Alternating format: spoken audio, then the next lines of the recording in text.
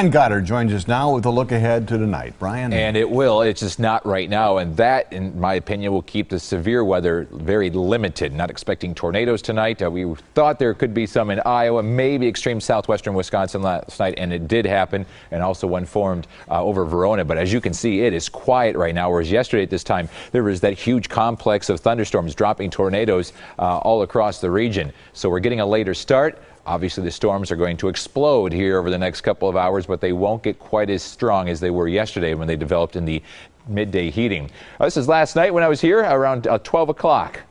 Look at all these cylinders. That is detecting rotation in the storm. I was doing cut-ins saying there's been no confirmation, and it's tough to get confirmation in the middle of the night because it is dark. The storm chasers and the storm spotters have a difficult time seeing in the dark, so when you see all this rotation, you know something's going on, and unfortunately it was. An F3 tornado developed and did a lot of damage in the Verona area last night. Fortunately, it was only on the ground for a couple hundred yards, but it did a lot of damage. We were expecting a lot of lightning and thunder. That happened.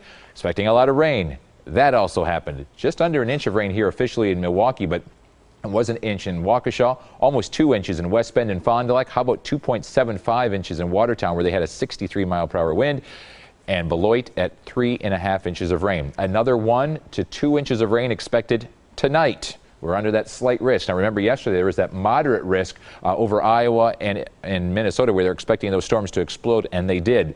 Because of that, I think that's why these storms are going to have a little bit less punch to them tonight, but still a lot of lightning, be very loud, and a lot of rain. Could even see some small hail and some gusty winds as well, and still a slight risk for storms tomorrow afternoon.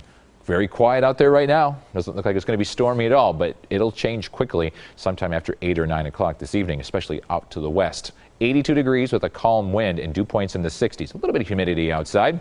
It feels like summer. It's because it is. Look at the thick air down to the southwest of us. That'll help fuel those storms as they develop over the next couple of hours. I'm thinking the best time for rain showers to develop here locally, well after midnight once again. They'll fire up west of us probably after 9 or 10 o'clock and then slowly move in with that rain and all that lightning and potentially some wind. Highs tomorrow in the 70s and 80s, so not quite as warm, with some mid-afternoon thunderstorms developing as well. This storm system just stuck here, and it's just helping to fire up those storms each and every afternoon and overnight. Another 1 to 2 inches of rain tonight. Hopefully no wind damage. 77 tomorrow, 80s inland, warm and humid with more scattered storms developing late in the day. Another round of heavy rain tomorrow night. We'll stay in the 70s for the next 7 to 10 days. Not bad.